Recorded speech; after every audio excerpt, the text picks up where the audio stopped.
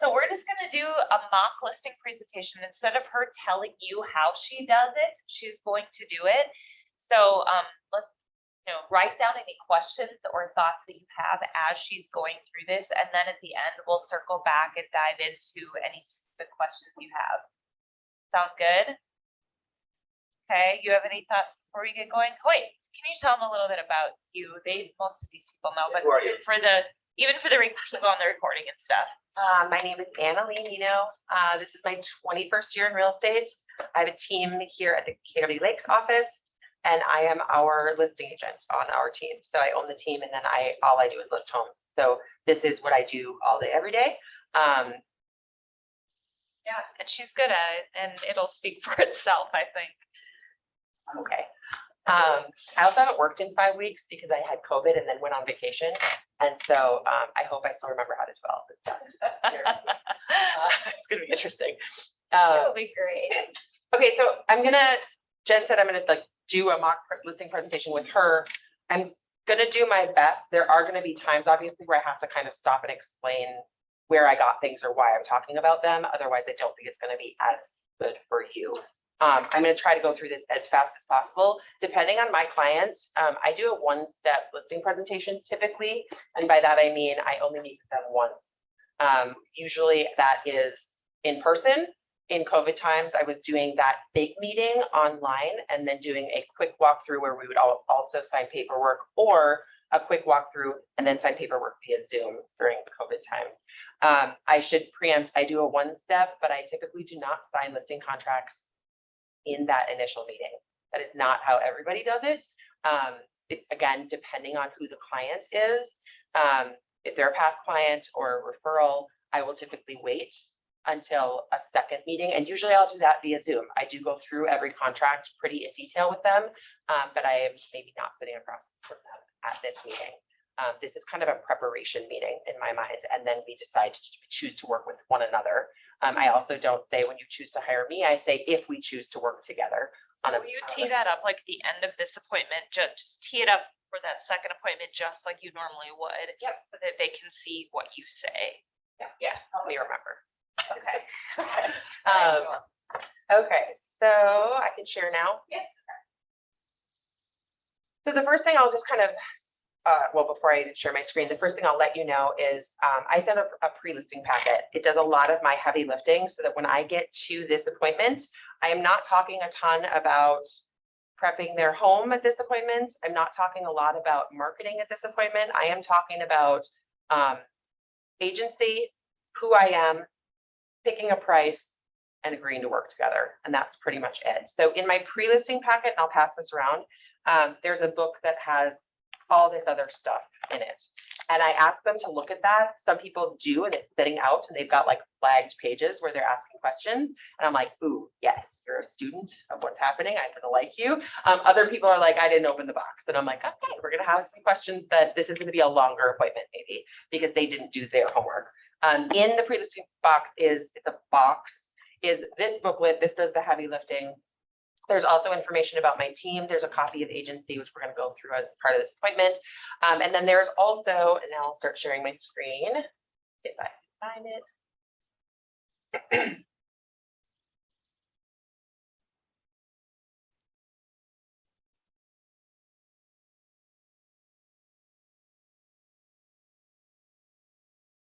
There's also this, which is a, I call it my seller's concerns questionnaire.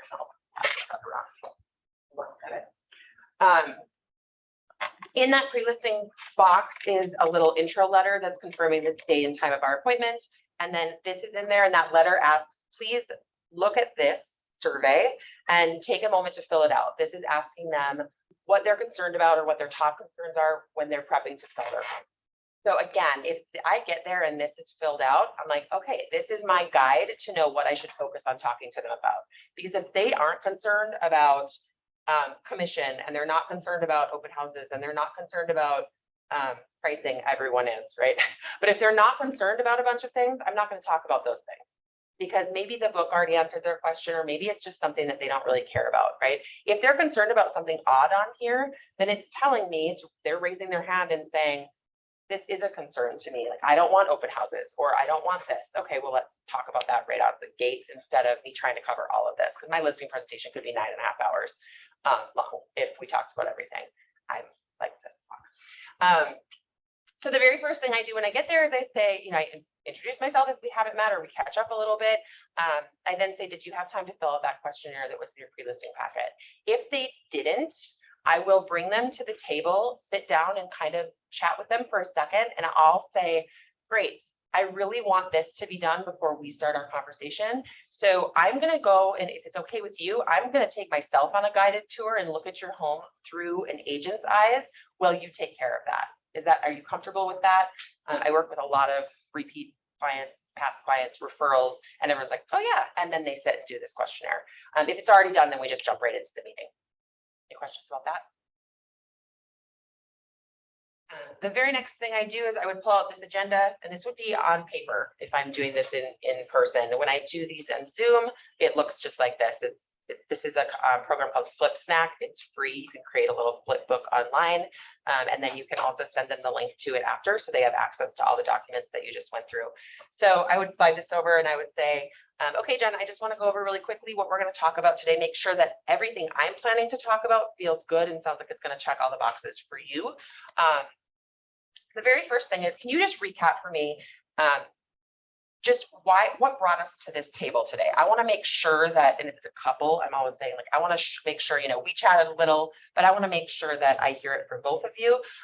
What got us here today? What's the goal from today's meeting? Why are we here? I don't know what this specific Yeah. scenario is, but we've heard that the market has really gone up, and our youngest is about to graduate from high school, and so we've been kicking around the idea of selling, but we're not quite sure yet. Right. So important to know that, right? Because again, that's how I'm going to address this meeting is going to be different. I'm using a mock listing that I'm taking tomorrow. Very different. It's an investment property. Clients are going to be out, or tenants are going to be out by the end of this month. She wants to go immediately and she wants to sell as fast as possible. I already know that from my questioning that I did with her on the phone. So very different conversation that I'm going to be having with that client versus this client, right? This is the client that's just considering selling, seeing if the numbers make sense. If they're buying and selling, this is also a very different appointment, because does the sell need to be at a certain place for the buy to make sense, right? Flip snap, yeah. Flip snap. And then we pull out the questionnaire and I say, okay, let's chat a little bit about some of the concerns that you identified on this questionnaire. So if I go back and let's say, again, ones that come up all the time are commissions. I typically don't address that right there. I say, great, we're going to talk all about commission. If you have any specific questions, we'll get into that at the end of this appointment. Another one that a lot of people have is about pricing, right? I say, great, this meeting is all about pricing today. My listing appointment is all about pricing. So that we're going to address that in probably more ways than you want to as a seller, because we're going to hit it from lots of different directions. And then if there's anything else, maybe you say, I'm worried about my possessions. I have a fine art collection. Okay, let's address that right now. Get it out of the house, right? Or put it in storage. Or do you have a friend or family member where you can put those items? Or if there's something really specific that I know I'm not planning to cover, I'll address it right on the front end and just say, okay, we have a solution for that? Can we kind of check that off as no longer being a concern? Good, so we get kind of clearance. Yep. I just have a roll here. I hate to break your flow. No, all good. I just want to do a check-in with you and just verify. So, like, when you first come to the door, have you walked through the house just like not a little report? Or are you saying that? I don't. I sit down at the table and I literally jump right into, maybe some niceties and thanks so much for having me. Maybe if they're a referral, I'll say, oh my gosh, aren't Josh and Jenny your favorite people? I just love them. I'm so excited to meet with you because they were some of my favorite clients, and like people, I can't wait. So maybe just having some like little chatting, and then I jump right into, so let's get into, and then I have found that having that printed agenda where I pull it out and it's on the table and I say, we're going to go through everything we're going to talk about today. It sets the tone of we're starting a professional situation now. I'm not walking through your house. I'm not your friend. I'm not your buddy. If it's my mom, I'm still doing this. In fact, if there are people that are close to me, I lean in harder to the professional side than I would with people that maybe I don't know as well. I'm very strict about everybody gets an agenda and we follow this agenda. It's when I don't and when I stray from it is when things get the weirdest. So I found that just setting that tone is the best. Let's do it. Let's go into the, yep. Okay, so today we're going to talk about, we just started out by talking about your goals and concerns. Do you agree? We know what your goals are. We know what your concerns are. We've addressed a few of them. And now we're going to jump into everything else I'm going to talk about. So the next thing that we're going to go through is what's called agency relationships. This is a legal document. I'm going to have you sign a legal document today. It is not a contract for representation. It's actually an anti-contract. This is a disclosure explaining what kind of contractual relationships you can choose to get into with a real estate agent. And it's very important. So we're going to go through that right off the bat. So But I'm not like, I don't have to work. Like nope, you're not hiring me Sign today. my own. I don't even bring a contract today. I Okay. won't let you sign a contract today. Today is about making sure that you have the information you need to make the best decision. And then I get to also see if our ideas and our goals align where I can help you in the best fashion. And then we can choose to work together or not in the future. Okay. The next thing I'm gonna tell you is a little bit about my team. You already know I have a team. I'm not an individual agent, so I'm just gonna go through that for a few minutes with you. Then we're gonna jump into you selling your home, right? Most people want me to come here to talk about the market and the price. Is that kind of why I'm Yep. here? Yeah. Sounded like it based on your goals. So we're gonna talk about the big market, the macro level, which is the greater Twin Cities. Then we're gonna knock it down to your neighborhood. Then we're gonna knock it down even further to your home. And you are going to be educated enough at the end of that process to pick a price that you think the market would bring for your property. I am not here to tell you what to sell your home for. I'm not here to tell you what to list your home for. I'm here to educate you so that you can make the best decisions for you. Okay. Fair? Yeah, and different, because I thought maybe you would just tell me what the price is. So I mean, I'm sure we're gonna do it. I'm curious kind of what that looks like. Yep. You'll feel great about it when we get there. Okay. Then once we've kind of a price range, we're going to talk about your net, right? Your net means the check you're going to take away from closing. Most people, that's the most important thing. The top number price might not matter. It's that bottom number price. After all of the fees that you're going to incur, my commissions, any concessions we might be giving to buyers based on how the market looks, your bottom line number, and does that meet your goals for maybe moving to that next home or doing what you want with this money that's coming out of it? So we're going to go through that in a really detailed, go through that in great detail. Yeah. Okay, so I know you mentioned that we're gonna talk about commissions at the end, but I want to be really upfront. I am interviewing other agents. Yeah, absolutely. And my aunt is a realtor and she did offer to do this for less. So is that something that you're open to negotiating and talking about? So commissions are always negotiable. Legally, they have to be. Yeah. So you can 100% negotiate with me on the commission, and we'll do that when we talk about the net sheet. Sounds good. Fair enough.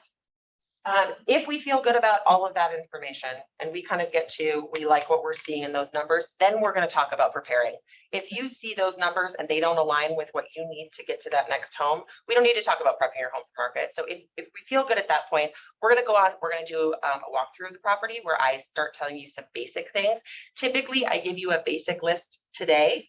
And then once you're through that list, which is usually just paring down, prepping, cleaning, getting rid of the major things that we know need to go, then I will come back and we'll do a staging consult, either with a professional stager or with myself, depending on how much we think we need to do to tweak your home to get it to shine in the best light.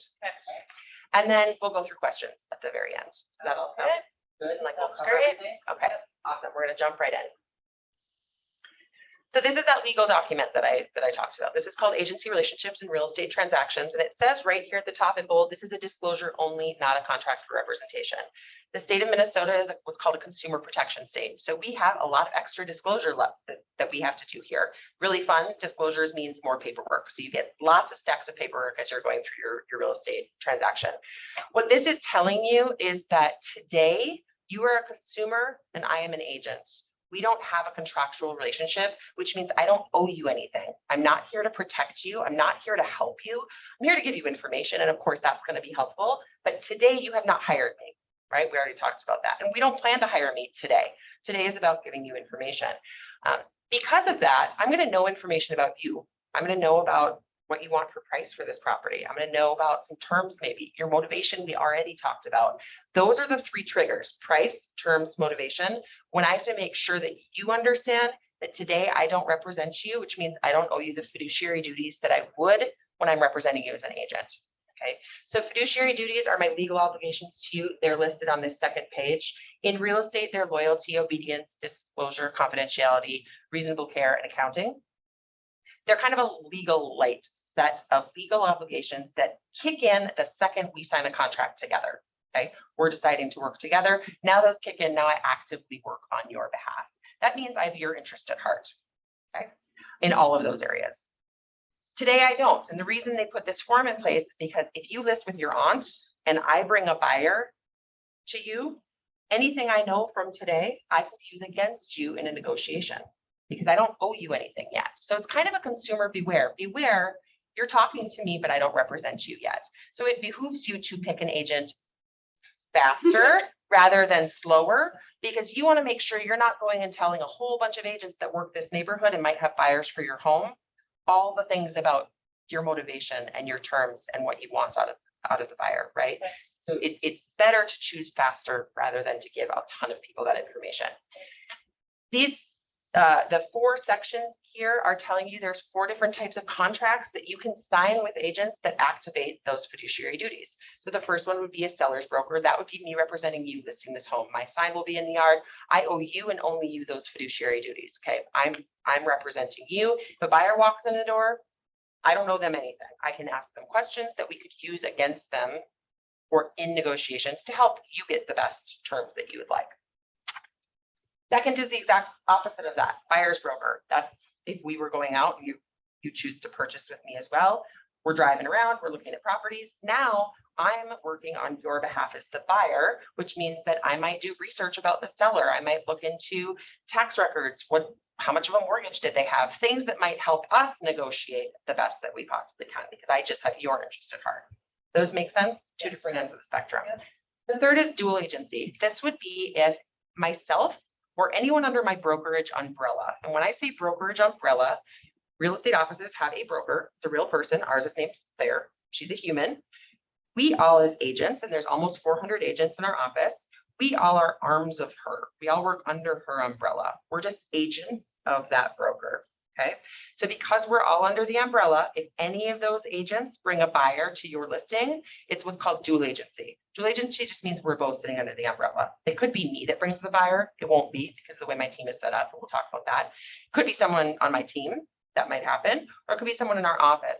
And that means that dual agency kicks in, just means that we both legally represent both parties in the same capacity. And so we have to be very careful that we're not harming either party during the transaction, because we represent everyone. Okay, so what the legal standard is that I can't negotiate to the detriment of either party. So I can't come to you and say, I know that buyer could pay 10,000 more. And I can't go to the other agent and say, I know my seller will take 10,000 less, right? That would be harming you. So we have to kind of play Switzerland and be in the middle where we're giving information. As a seller, you get kind of a first line of representation, because as a seller in dual agency, I can't give them any information unless you tell me I can in writing. In fact, legally, their agent can't give them information about you unless we tell them they can in writing. They can't pull comparables. They can't talk about your net sheet. They can't do anything that I might do for you as a buyer when it's not my listing. You have to have your permission. And so if we get into dual agency, we'll be asking for those permissions if they make sense.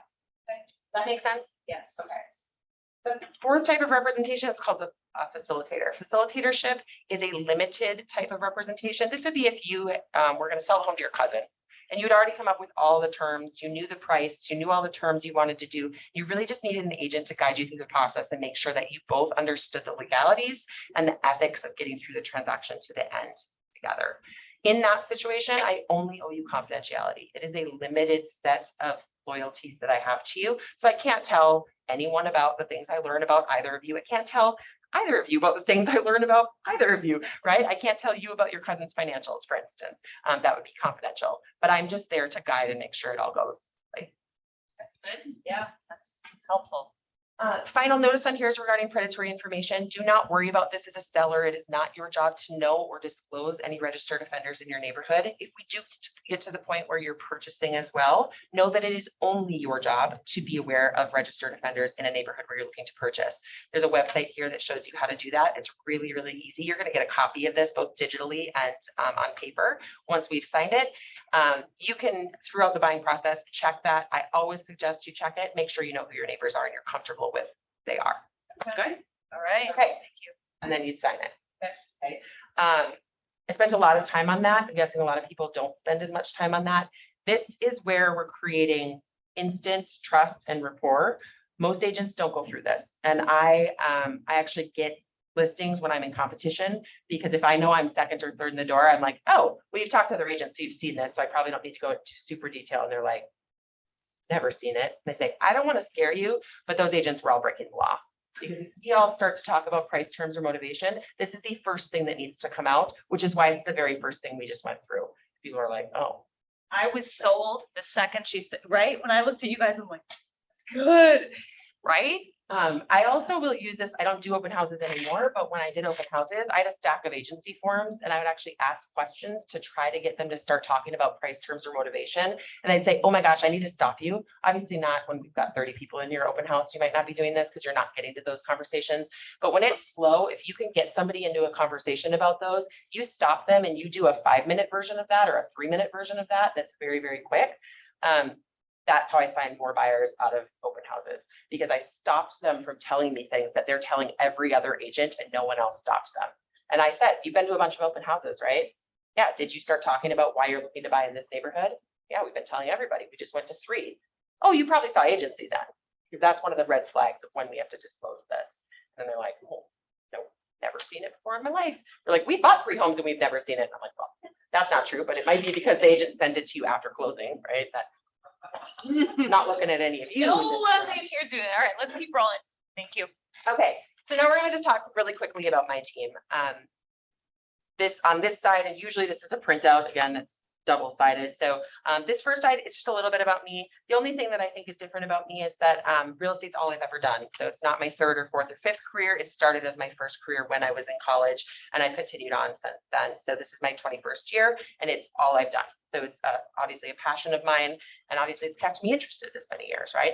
On this back page, and this won't apply extremely importantly in our situation, but on this back page is all of my buyer specialists. So on my team, I am the listing specialist, which means all I do is sell homes on the listing side, right? I have 4 buyer specialists on my team. I also have a fully licensed operations manager. You won't talk to these people because I'm a control freak, and you're going to talk to me about everything to do with your property. You might talk to my operations specialist if I'm sick or if I'm out of town and something urgent needs to be addressed. She may reach out, but that's the only way. You also won't really talk to these buyer specialists on your listing side, but they will be the ones who hold your open houses. And the reason for that is, remember that dual agency situation? I don't want to talk to potential buyers for your home, because we're sitting in here and having this intimate conversation today, where we're going to get really into the nitty-gritty of money. And I don't want to have that information and then also try to create that relationship with a buyer. So I have my buyer specialists creating those relationships with buyers, because they're not here today and they don't know all of that information. So on my team, the closest dual agency would ever get would be someone on my team. It wouldn't be me that would represent the buyer ever for your property. So we keep a little arm's length. And the only thing kind of to know about this is if you're interviewing individual agents, and you think of anybody who starts a business, right? They're one human. They're the accounting department, they're the marketing department, they're the HR department, they're everything. I was that for a long time. Now, instead of being the buyer agent and the listing agent and the operations manager and the marketing department and the accountant, I have gotten a larger company where we're just a little more specialized. So I'm now just a listing agent. They are just buyer specialists. My operations person does operations and marketing. So we're just a little more specialized. Does that all make sense? Yeah, that Feel does. good about that. You also kind of get 6 agents for the price of 1, because if I'm never available, or if I'm not available for some reason, I always have my operations assistant available next, and Andy buyer specialist, who's a licensed agent on top of that. So you will always be able to get in touch with somebody. All right, are you ready to talk about the market? I've been ready. Okay. More ready. So As you know, the market's been crazy, right? What have you heard about the market? Well, most recently, I'm starting to hear that obviously interest rates are going up and that maybe things aren't moving quite as quickly, but that prices still seem really good and I'm hoping that we can get a lot for the house. So, yeah. You're pretty spot on, right? There are a lot of economic factors that are starting to shift our market. And when I say shift our market, we're going to go through some numbers that show you this. It's very tiny shift in most markets. In some markets, I'm feeling a bigger effect. And in other markets, I'm feeling a smaller effect. Okay. We're going to dive into what your market is doing together right now. Note that we've been playing in a market where there are so few homes and so few transactions, right? February of this year, there were 1,250 closings in the 13 county metro. Okay, is that not a lot or what is Well, think of the 13 county metro. it? Yeah, 13 counties, Yeah. 1,250. okay, So 100, less than 100 in each county, Yep. you know, a whole month. Yeah. That's the tiniest little amount of transactions we could possibly. okay, So when we're dealing in tiny numbers, tiny shifts feel bigger. Okay.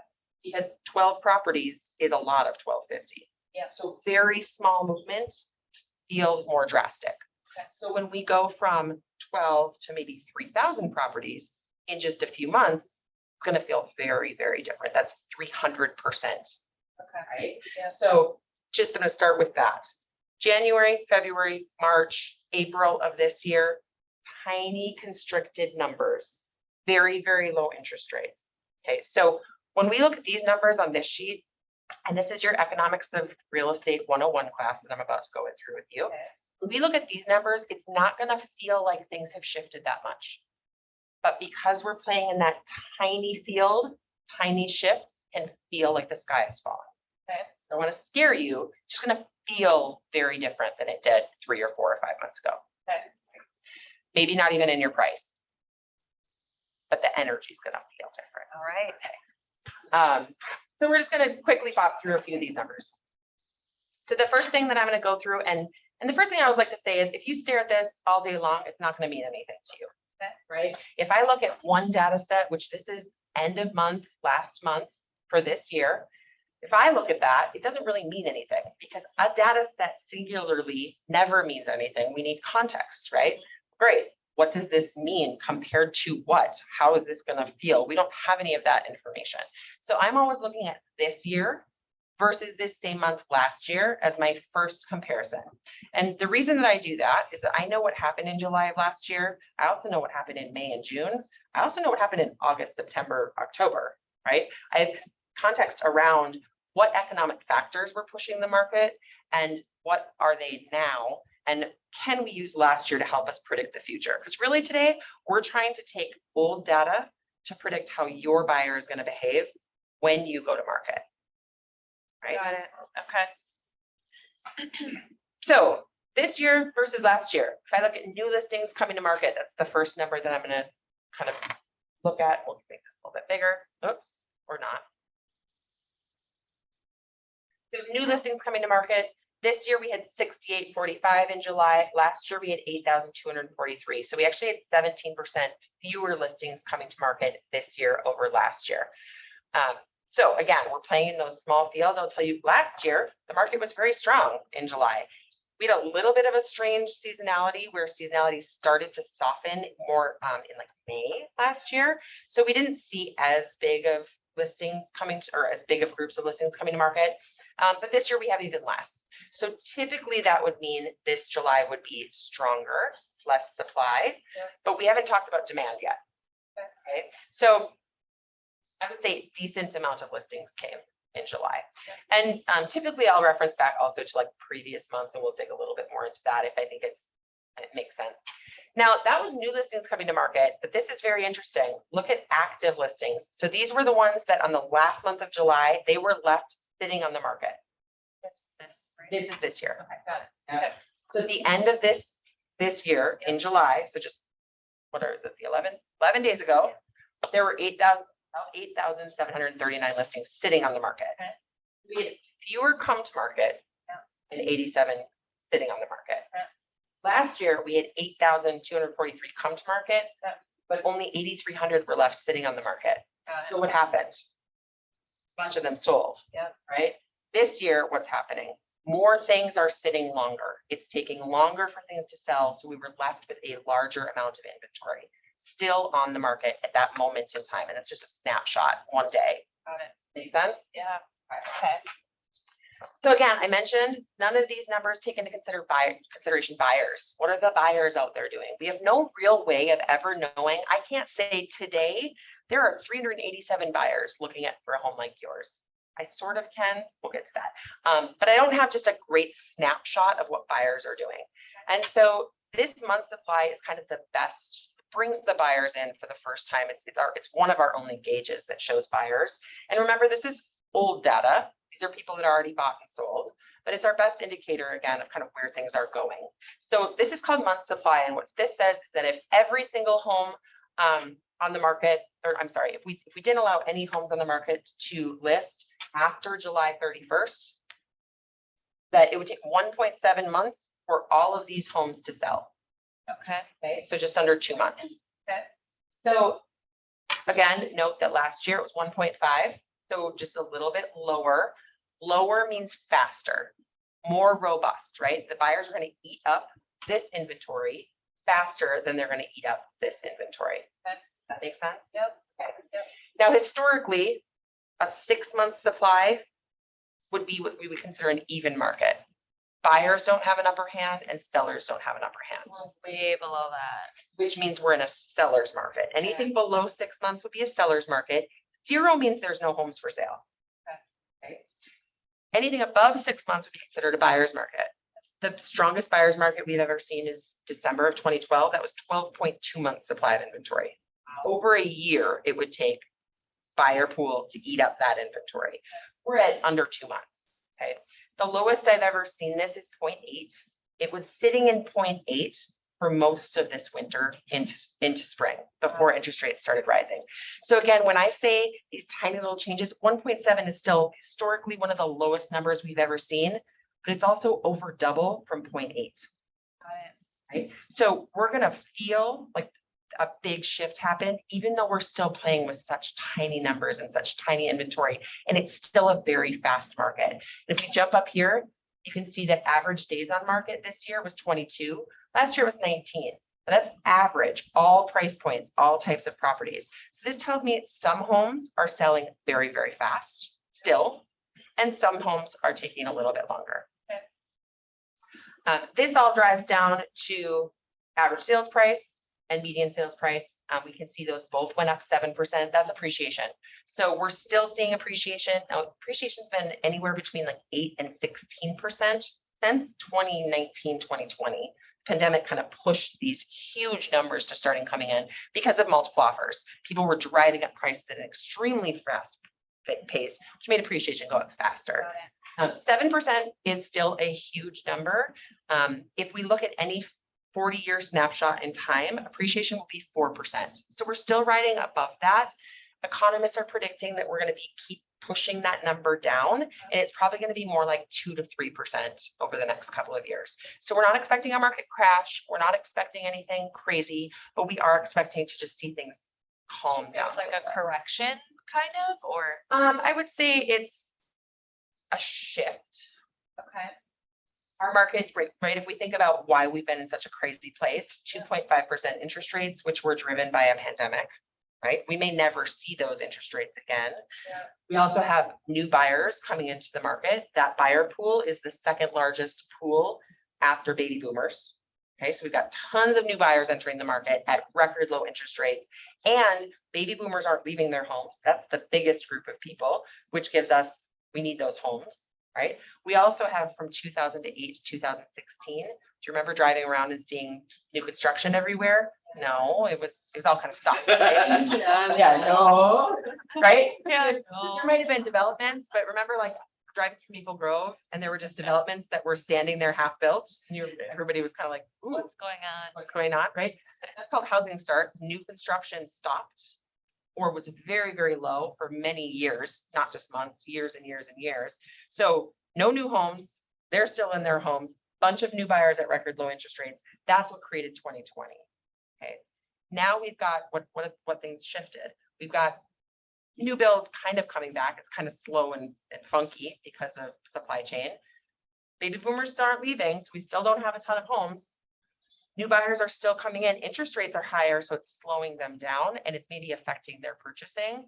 Also, you have buyers like me. I sold my home. I haven't purchased yet. I'm kind of watching the market. I'm watching my other investments. I'm seeing how it shakes out, seeing if there are opportunities with higher interest rates, are prices shifting, and I have a place to live, so I'm fine. So there are a lot of those people, right? If you have a home to live in, kind of where you're at, you're already in a home, you're kind of dabbling in the market, but you might not be as ready to just jump in because you know you're gonna get 35 offers on your home. Okay. Okay. Does this all make sense? Yeah, You feel like you're an economist? No, I can tell you are though. Thanks. When I have someone who loves numbers, by the way, I spend a ton of time talking about this. When I have people that start glazing over, I might knock that down to like 3 minutes and just hit a couple highlights. So it's kind of reading the room. And I usually ask them at the beginning of the conversation, do either of you love numbers? And if it's a couple, one of them is always like, and the other one's like, nope, I'll be over here. And they're like, I don't want to lie. So just kind of know how to read the people. Okay, so we were talking about the big economy, right? Our macro economy that we need to worry about is the greater Twin Cities area. Now we're going to knock it down a little bit. And this conversation is going to be really, really small. Your home is in the Mac Groveland neighborhood of St. Paul. And so all I'm looking at is, did that conversation that we just had apply to your neighborhood? Okay. Sometimes neighborhoods behave very differently than the general market because that's all the data points. Okay. So this blue line represents average sales price over the last 3 years for that group that we just looked at all those. Big group. Big group. Okay, got So it. this is all the data points. Okay. The red line represents average sales price in your neighborhood. Okay. Okay. What do you see when you look at these two? I mean, it's a lot more jagged and higher overall. Yeah, so that's perfect. Exactly what I want you to notice is that your average sales price is higher than the general market. Okay. You're just a little bit higher price points over here. We know Mac Groveland's a great neighborhood. There's a high demand to live here. Okay. More jagged, absolutely, right? We're seeing huge volatility up and down and all over the place. Remember, this is all properties, all sizes, and we know in your neighborhood, there are condos, there are very small starter homes, there are very, very large properties, right? So we might have just different homes selling month to month that are pulling prices way up and down. Also remember, this is a subset, this red line, of this data. Yep. Okay. Smaller data set is always going to show volatility faster than a big one. So I'm not too worried about this. What I'm looking at always is these last few months. If I saw a trend that was jagged downward, Got it. we'd be worried. We would wonder was there a crime that's causing people to not want to be here and things are slowing down and people are getting less money? Was there a big company that closed down all of a sudden? Or was there new construction that moved in that's causing people to not want the older homes anymore, right? I might have to dig in a little bit further if we saw that trend. We're not seeing that. We're seeing consistent uppy downies all over the place. Uppy downies, got it. Technical term. So in general, what I'm looking for is if we kind of flattened out the volatility in this line and we flattened the small amount of volatility out in this line, would they be relatively parallel? And yeah, the answer is yes. So your neighborhood is validating that conversation we just had. Got it. Okay. Make sense? Yep. So we're good. That conversation we just had applies to you. Okay. Got it. Now we're going to go into your market. And this is how I do it. I do it live with them. I don't bring anything printed out about their market analysis ever because the day I walk out, it might shift, right? And I tell them that. I'm like, you're not getting printouts from me because tomorrow none of this is going to be valid. In fact, I'm shocked at how many times I sit down and there's like 3 new listings in our neighborhood that weren't there when I pulled it before I got there. And I'm like, oh, this is a different market than 3 hours ago when I prepared for this listing. And I tell them that and say, this is exactly why I do this live with you so that I'm not forgetting about those brand new listings that just came on. And I'm not leaving you with data that's not taking them into consideration. So now we're going to go into pricing your property. Okay. I price properties maybe a little bit differently than some agents. I'm going to look at it through 2 different lenses. Okay. The first lens is what's called your appraisal range. Have you heard of an appraisal? Yes. Okay. So when you purchased this home, you had a mortgage, so you probably had an appraisal. You might not remember the whole process. The appraisal is the bank sending out a protector of their money. So they're sending out a third party and saying, take the purchase agreement, see what the buyer was willing to pay, go back and see if there's data in the neighborhood to validate this price so that we know if it's safe to lend that buyer money. Okay. So what I know is those data points that they need to look back at. So looking back at data for those. Okay. Because we need sold data. Okay. So got it. sold old. We need old data because it's already closed. Okay. We know what the buyer was willing to pay. Got it. Okay. So I know that it's in a neighborhood like yours, it's supposed to be within about a half a mile. They will fudge on that depending, especially these last few years when there just might not have been anything within a half a mile. They can fudge on that a little bit. It's supposed to have been within the last 6 months. I am using supposed to because I've seen all of these rules shift when there isn't data available Got in it. these last couple of years. Okay. And then it's supposed to be a like property. So we're hoping to find something similar in size. And then they adjust for amenities. So in this range, I don't really care about amenities. I do care about location. I care about the age of the old data we're looking at, and I care about the size of your property. Okay. And this is going to give us what that data set that an appraiser is going to need so that we know what price we can justify for your home. Okay. Right? What's appraisable for your home. So Okay. we're going to start there. Okay. Does that make sense? Yep. Okay, so we're gonna look at pending and closed properties. And because the market has shifted a little bit, I'm not gonna go back all the 6 months because 6 months ago was what, February? Yeah. February, we know, I just talked about 1,250 sales. Things were tons of buyers in the market, 2.5% interest rate. That's not today's market. Yeah. We know that. We already talked about that a little bit. So I don't want to go back that far. I'm going to go back 90 days and see what we can find. We'll tweak it back even further if we need to. Okay. So let's see if there's enough there. So I'm going to go back 90. You have a single family home, so I'm just going to look at single family properties. Your home is 1,312 square feet. And so I'm going to go from 1,000, 1,600, not 100. I'm going to go kind of below and above your square footage. Okay. And then for location.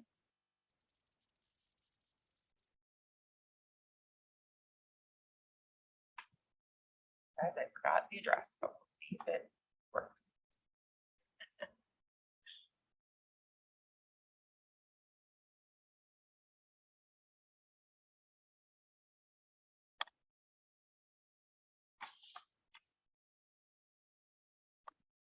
Usually I know where I am because I'm sitting there. All right, there we go. I was right. So this is where we are. Okay. And then I'm just looking out to what makes sense to look at for your neighborhood, right? What's going to feel the most like your neighborhood? Again, we're not going to look at all of Matt Groveland. It's going to be too much data. And Matt Groveland goes so far away. We might be over in neighborhoods that don't feel exactly like yours.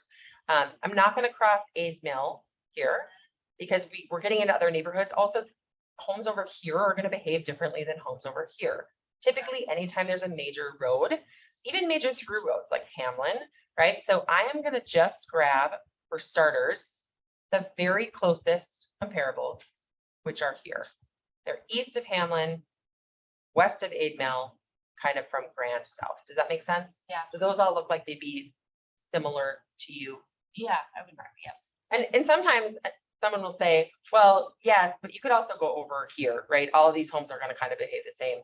In this day and age, every seller that you're sitting with has been looking at Zillow for the last 7 to 17 months, right? They know every comp probably better than you do. And so I will always ask, like, well, is there any other areas that you think we should put in here, knowing what we're looking for, that it needs to be as close as possible? And sometimes they'll say, well, I know there's one over here that sold for $585. I'm like, cool, that's not going to be in your comp pile, right? An appraiser's not going to look at it, so we can't look at it because it's not going to do us any good. It's only going to get us into trouble if we start looking out at other people's. My friend's house sold and they're on Grand Avenue. Awesome, that sounds really nice. Again, that's not going to be in your appraisals pile, so we're not going to put it in ours when we're doing this analysis. So if I look at this gives me a range between, and we're going to start with just the sold data, between 310 and 394. Okay. Okay, big range, right? And if we look at these, I always just do a quick check. We didn't look at amenities, right? And I consider beds and baths amenities that an appraiser will adjust up and down for. You have a 3-bed, 2-bath. I'm just gonna quickly kind of look and see if any of these all of a sudden have 3 baths. Nope, lots of them are 1 baths. That bodes well for you because you're gonna be a little stronger than them. Now, what I don't care about today on this search is what they look like inside. Okay, because this is just a range that we need to know. And these properties are sold. These are not your buyers. So we don't care what they paid for what amenity because they're not your buyer. Okay. Okay, if we get really stuck and we get into some tricky pricing strategies, we might look back at that, but right now we don't care about it. Okay, so can you agree that if an appraiser needs data, and we've got this sold range of 300 to 400, we'll call it. And then pendings I pull because those are what buyers just were willing to write on properties. So we know that one isn't closed yet. We don't know what the buyer paid, but this one was on the market for 62 days. It was listed at 360. They got list price at best. Okay. It was on the market for a bit. So we can Okay. expect they didn't get 7 offers probably, Okay. right? After 50 or 62 days. Yeah. So that one falls right in this range. So we're not worried about any new properties coming that are pulling outside of this current range. So we're just gonna say right now, your property is worth between $300,000 and $400,000. That seems like a reasonable range. All right, Okay. that's my appraisal range because that's what data points are saying we can pull off of for appraisal purposes. Make sense? Okay. So knowing that, now we're gonna look at through lens number 2. Lens number 2 is what's your competition? Okay. Okay, so today, if I'm a buyer and I want to be in your neighborhood, and I'll note, now I'm not looking really tight in your neighborhood because that was just appraisal data. Your buyer isn't going to say, I want to be east of Hamlin and west of 8 Mill Road. They don't have that luxury because there hasn't been enough listings to do that. Right, yeah. They're probably looking at Highland Park. They're probably looking at Matt Groveland. They're probably looking at Summit Hill. They might be looking at even big. They might be looking at Roseville, right? They might be looking at a very large area. For today's purposes, we're just going to look at Matt Groveland because it's a nice large area. And those homes all behave very similarly. And we're going to say, if I'm a buyer today, looking in Matt Groveland for a single family house, and I'm going to bump your price range up to 425. We're Okay. going to say maybe you're looking at that stuff as well as the under 4s. If I'm looking at 425 and less, what are my options? Okay, today there's 18 properties, but I want you to note, see this little A, comma I? Yeah. Both of these are under contract. Okay. They're in their inspection contingency.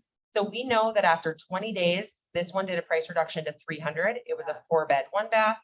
It drew a contract. And we know that this one, after 28 days, did a price reduction, 2-bed, 1-bath. That's not a comparable for yours. And they drew an offer. Okay. Well, look at those days on market. So interesting. Yeah. Yeah, homes are sitting a lot longer. Yeah. So 3 months ago, I was seeing a lot of lists that maybe this list would have been 4 properties long. Wow. Because things were selling so fast and everyone would be less than 7 days on market. Wow. Or there'd be kind of a kooky one where they just really overpriced it. Maybe that one sat a little bit longer. So we see this might be some work to get your property sold, right? It might take a little bit of time. Time is one of the factors we need. We need price and we need some time to get in front of the right buyers, or maybe for the right buyers to enter your buyer pool that are ready to purchase it. Sometimes your buyer pool just isn't big enough to have a buyer sitting there waiting for your home today. It might take us a little time for that new person to get pre-approved, start their process, and then they see your home, okay? So I'm just gonna pull out these 2 that are under contract really quickly because they're not available anymore. And then for this purpose, I'm just gonna quickly tell you what I would do. We would start by just looking at size, because again, I didn't discriminate against size, beds and baths, any of that for this list. I just am looking at price. And I would kind of look down, okay, is there a switch where all of a sudden either the size gets significantly larger? Well, here's a 2100, 18, 15, 17, 19, 15, 16. All right, so at this 21, that starts to feel like a shift in larger homes. Do you agree? Yeah, I see. Yeah, and see how this one has 6 beds, 2 baths, 4 beds, 2 baths, 3 beds, 2 baths, a little bit bigger than yours, not crazy. 4 beds, 3 baths, 4 beds, 2 baths, right? We see a trend where almost all of them either have an extra bedroom or an extra bathroom and quite a bit more square footage. So I'm going to say that right now, we probably, without even looking at them, we probably aren't going to compete past this line. Okay. Does that make sense? Yeah. So they're listed at 379. That's starting to put your top line maybe at about 375.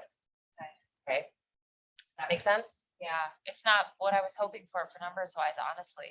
Yeah, so let's start by looking at this 365 and see how we would compete with it. Okay. So I would literally start there. We would look through and I would say, what I'm hoping is that we say yuck when we look at this home. Because I want this one to look like trash compared to your home, because then we know we can beat it, right? We are playing a game right now of, are we not as good or do we destroy this home? And I want to say, "Ugh, you kick this home's butt on every single one." And sometimes sellers and I get like, we really get into it. And they're like, yeah. I'm like, exactly. Moving on. We beat that one. Let's go to the next one, right? And we're trying to find where, if we went to market today, where would we land to just narrow that $100,000 range in. And usually when I leave this appointment, it's still about a $50,000 range.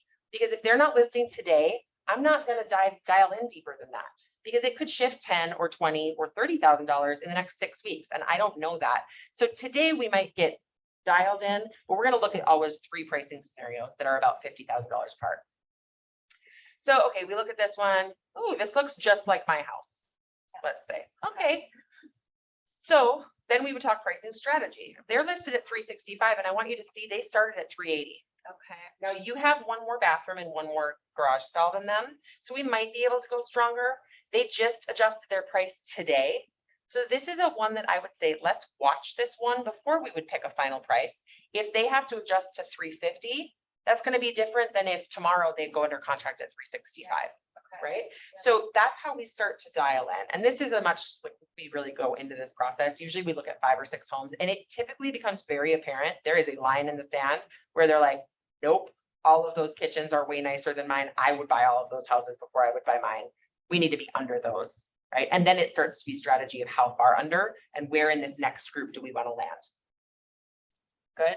Yeah, this is huge. And I want to like talk about so many things right now, but I think she's not selling the client on what she can sell the home for.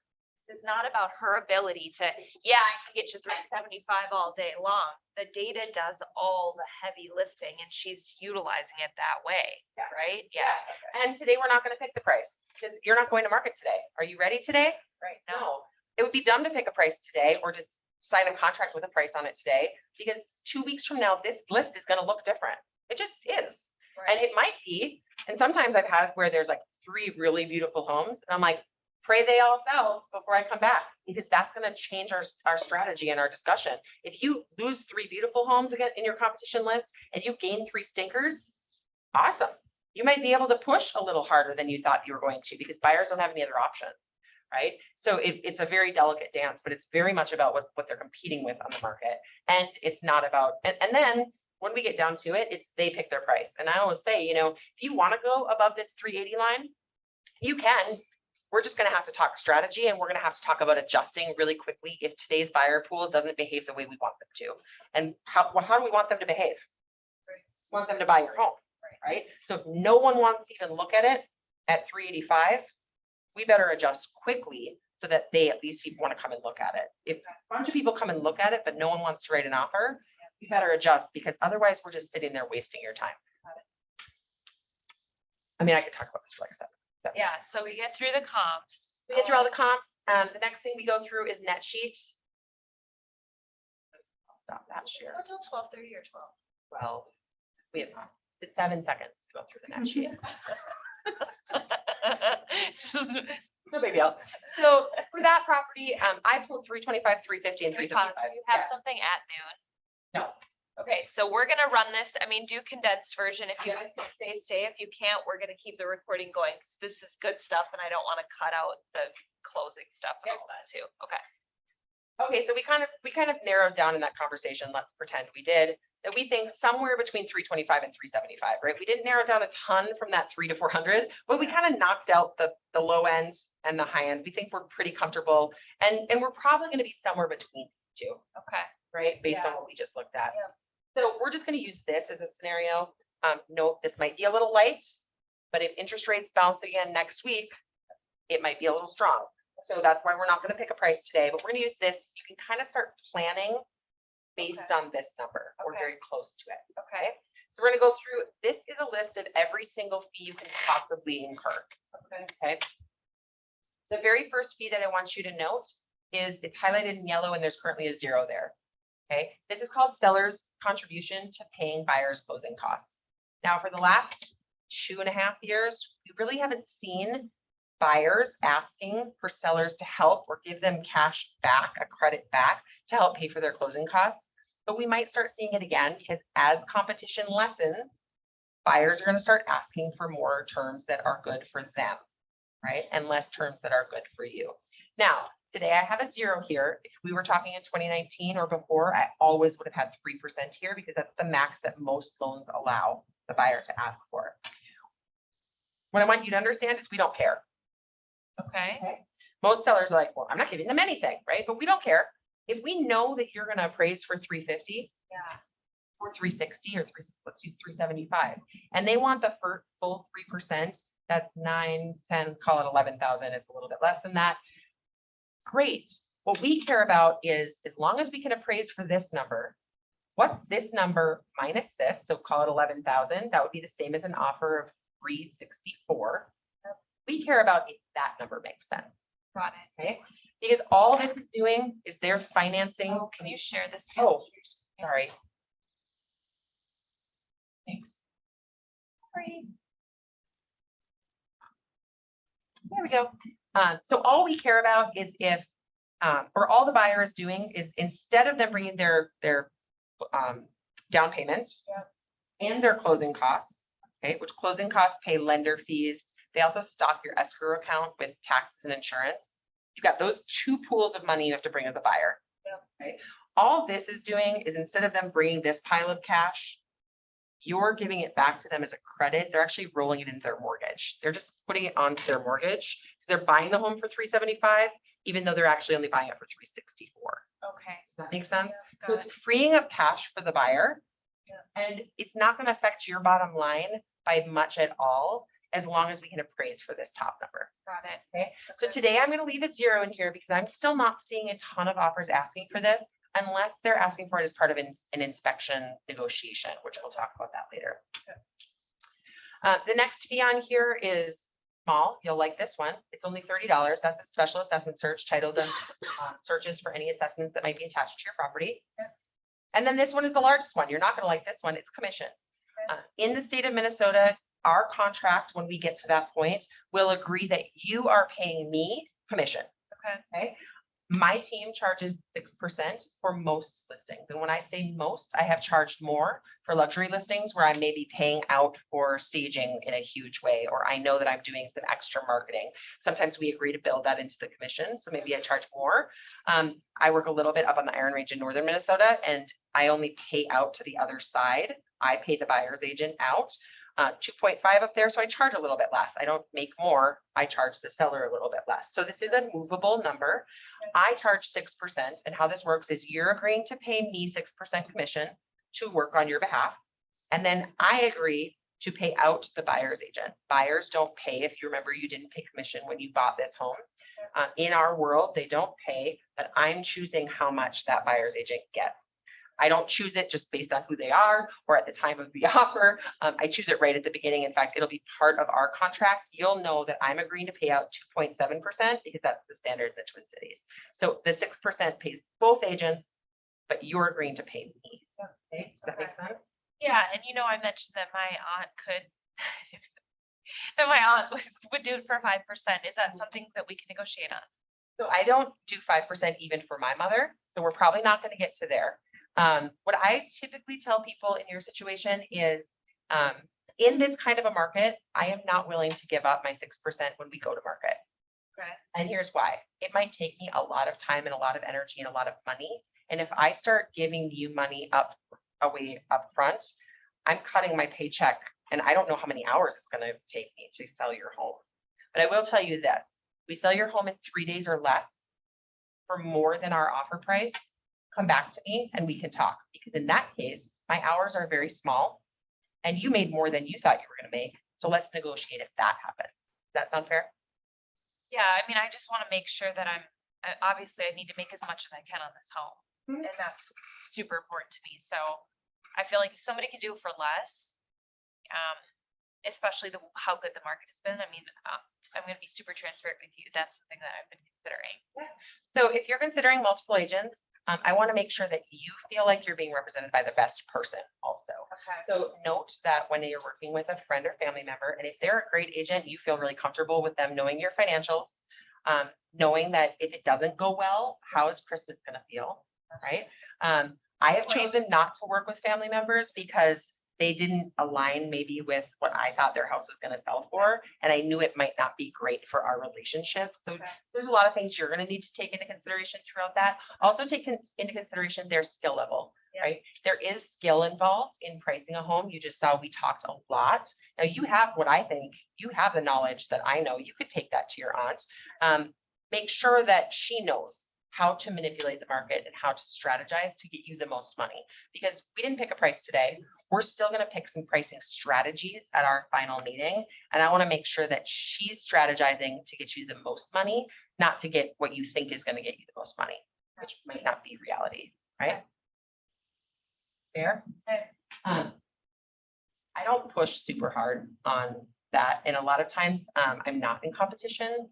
And if I'm not in competition, my conversation is very different. That you can ask me and I negotiate for a living. So would you like to open the negotiations or should I? And then they laugh and then they say, we're fine. I know I know she's worth it. Do you get the feeling like I would never have asked to reduce the commission with her in real life? Because I know she's gonna get me the most money, just intuitively and based on all that she's brought to the table. And I know you all wanna see her handle an objection probably, and I also- anyways. I don't get it a lot, but I did just have somebody that he works for Amazon. He's a very, very high up executive. He came back to me 4 or 5 times throughout the conversation about commission. And I went to, how about we decide when I sell your home, not today. His home sold in 3 days for asking price. And he came back and said, does that still apply here? And I said, how about a 5.9 instead of a 6%? And he was thrilled. And I was happy, and I didn't have to work very hard. And he was like, great, I got a discount. And I was like, cool, I told you to come ask me again. Yeah, you can have 0.1%. Yeah, great. I don't care. Just wanna negotiate too, so, yeah, okay. Usually my answer is just, I negotiate for a living and I don't give away my money. I also have said, I don't give away my money. Do you want to work with an agent that's willing to give theirs? Because how do you think that'll affect when they're working on behalf of your money? Right? I've used that before. Depending on the situation, I'll throw different things out. It's also very dependent on how comfortable I am with the person or what they're giving me. I'm a very, I'll go hard at someone that's coming hard at me. And I'm very delicate and soft at somebody who's very delicate and soft. So I'm very See her different. do that, it's really fun. I was gonna say too, I really like the strategy that when we started, we'll address that at the end. Because by the time you get to the end, the objections to that commission are gonna be a lot less, I would, based on all that you've brought to the table. Let me do my spiel, and then you can decide if you want to negotiate with me on commission. Yeah, I would say in the last 3 years, I've had 2 people ask me to negotiate on commission. I don't get it a ton. Yeah. How many times, not exactly, but percentage wise, roughly, how many times are you up against competing agents, or is it just you walked in as a slam dunk? You already have It the- varies greatly from year to year, and I think it's based on the market, honestly. I think in 2018, I was in competition probably 30% of the time. And it was usually against an agent in this office, which was also very interesting. And then this last year, I think I've been in competition 2 or 3 times. And one of them at the end tried to sign with me and I said, no, keep meeting with people because I didn't want the listing. So it's very, very greatly year to year. And I think it's just market conditions from my opinion. Okay, let's take this to the end and then come back with questions too, so. Okay, so we go through the rest of these fees, right? Blah, blah, blah, blah, blah, blah. I make sure they understand what they are. Oh, by the way, I do ask right here, do you currently have a mortgage? I never say, what is your mortgage? I always come with the assumption that they do not, because that makes them feel good, like they have already paid off their home. So I'll always say, oh, do you still have a mortgage on this property? And then they say, nope, or yeah, because they don't feel good when you say, what's your outstanding mortgage? And they're like, we paid it off 7 years ago. You're like, oh, great, I just assumed. So I always ask it that way. Again, just little verbiage things. And we'll put that in right at the top. Then when we get to the bottom, this is the number that their check will be, and then I just say, does this align with what you think you need to move on to the next step? Again, if they're talking about selling and potentially buying, this would be a conversation that also brings into where are you looking? What does the market look like where you're looking? Have you talked to a lender yet? All of that we would have gotten into on the phone before I got there so that I could best talk about navigating both ends. This is kind of more just what I do when I'm listing homes. So does this number make sense? And so if I'm using a number that I think is a little bit low, and we're ending here, I always say, now remember, this could land between here and here, or if something goes poorly, between here and here. So if we're going to talk worst case scenario, would that number still make sense for you? And then they can kind of be like, oh yeah, that still beats our goal of what we need to do whatever we're planning to do. Great. Note, I just recently had one where it was $3,000 at the bottom line. And it was, oh, okay, we need this number. How do we strategize to make sure we get this number? Or how do we price the best way to make sure we can clear a closing? And she ended with $11,000. But that middle line number was very tight. So note, it's not always going to be easy. I've been in a lot of listing appointments years ago where they were negative. And then it was a conversation of how much money can you bring to closing to get out of this and move on without a foreclosure on your record. So just note that's always not going to be a fun conversation. Right now, lots of times it's like, oh, we've been here for 3 years. We have $80,000. This is incredible. We're going to do this every 3 years. I'm like, yeah, no, you're not, but cool. So just kind of note that. If the numbers align, then this conversation would say, okay, this number looks good to you. You feel like it's kind of what you wanted. I think we can make some, yeah, yes. Okay, so then we would talk about prepping the home for sale. I have a home prep checklist that I would give them, and we would do a walkthrough. I rarely even walk through the home after post-COVID, and I do a pricing conversation. I have asked them on the phone before I get there if they've done any major improvements, if they've added square footage or taken away square footage. Sometimes, like I said, if the questionnaire is not done, I will do a walkthrough. If they've said, oh, we put in 3 new bathrooms, then I'm going to go and look at them. And that's going to be right after we talk about goals. Before we get into anything else, we'll go and quick look at all the upgrades. I priced most homes in 2022. We got to this point, not the final number, but to this point on Zoom, because I'm relying on the seller to tell me my house is better than that one. My house is better than that one. No, it's not as good as that one. And surprisingly, they've been more self-aware than you would think. When they're like, oh, we wish we had that kitchen. I'm like, all right, we're not going to compete in that price point. Let's go backwards and let's see where we might fall. And then of course, I am always doing a walkthrough before we pick our final price, but not necessarily at this appointment. This is very much about data and bigger picture than it is about the final number. It really empowers them too. It's awesome. Yeah. So we would go through that home prep checklist, and then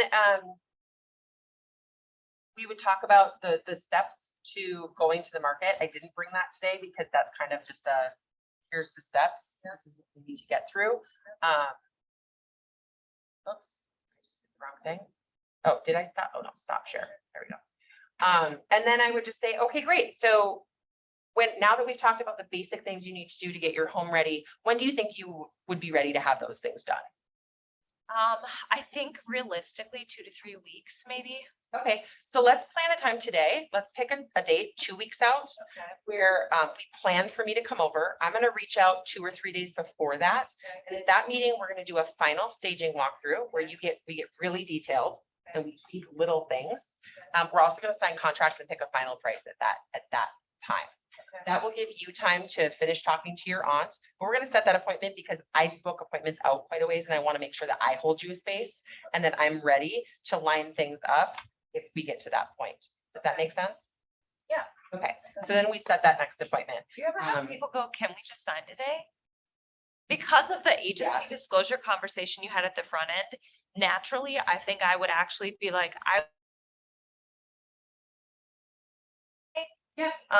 So then I would typically say, you know what, I didn't book time for that today because I don't typically do that. But let me look at my calendar. Let's Zoom either later today or tomorrow, and let's get you under contract so you feel like I'm starting to represent you in a real way. okay. Yeah. So I've done that. And actually, when I was on just doing Zoom meetings, I had multiple people just say, Do you have time to just quick do that? And I do prep the contract before this meeting and it's ready to go so that I can go through it with them. And then I just send it to them to sign it electronically. So I would just go, then I would say, yeah, I've got 20 minutes. Do you have time right now? And then go through it. So you Um, set the appointment. So either setting the appointment to sign or to, if they're wishy-washy, or I'll ask, like, if I knew you were meeting with your aunt, do you know when you're meeting with your aunt? And Yeah. then I would say, great, is it okay if I follow up with you that day? Because I don't want to work on your behalf if I know I'm not working on your behalf.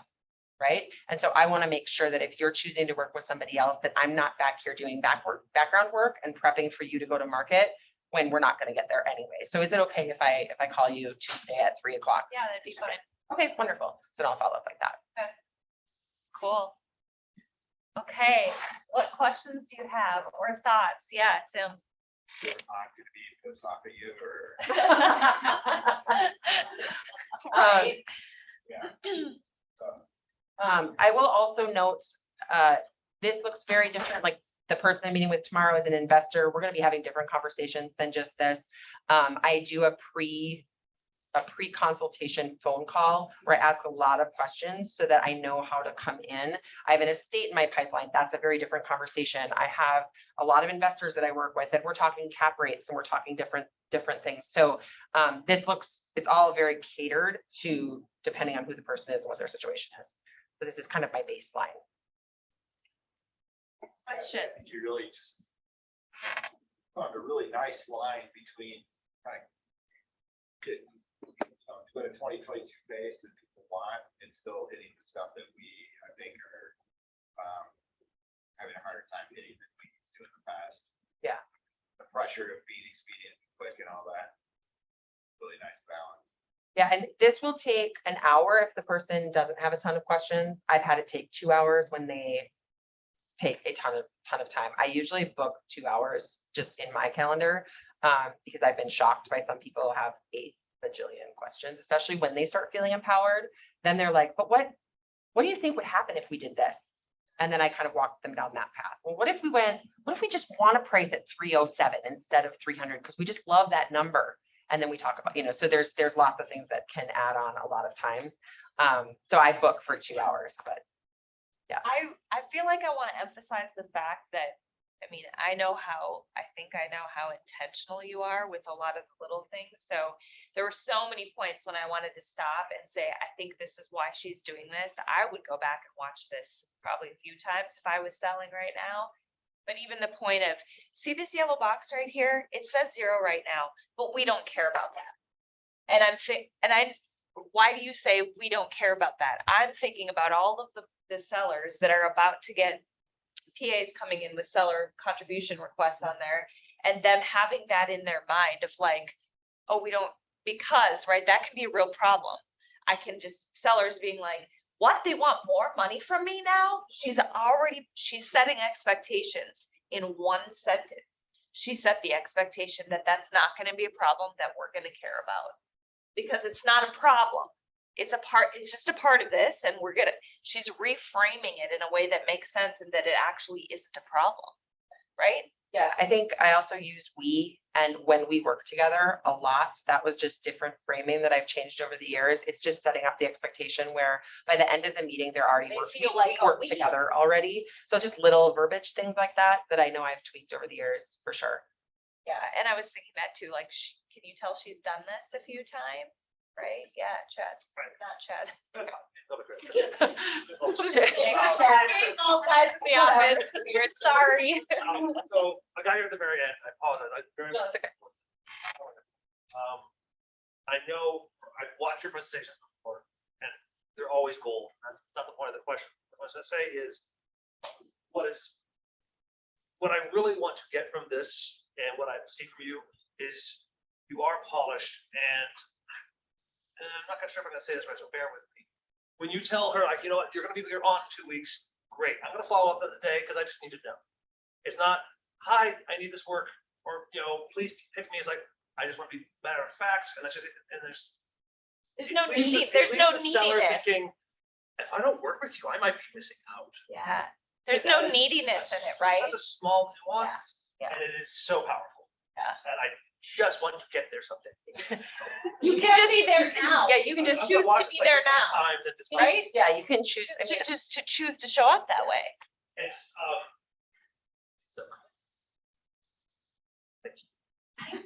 oh, just like ego stroke question. Love it. it's the little things. Yeah, for sure. Everything about this is about the little bits. It's not about making big promises. It's about, hi, this is exactly what I can do. This is exactly what I will do. I think on that page, she's setting expectations. She's setting boundaries. I want to know, right? I want to know that I'm working on your behalf before I start working on your behalf. Because I'm gonna not allow you to run over me and use me for all of the things. I gave you a lot, and I'm not gonna start working for you until you've agreed to work with me. I mean, it's just treating yourself like you're worth it, you know? Yeah. What else? What other questions or observations? Yeah. When you're explaining agency and you're kind of saying that until we kind of know technically I could use this information against you, how often does that kind of they scare off potential listings, but just kind of, you know, get them to second guess how much they're actually going to share with? Never. Yeah.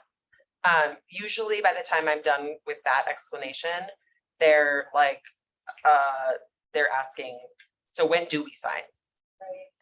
And usually I say, well, probably not today because I didn't plan on it in my time, in my day.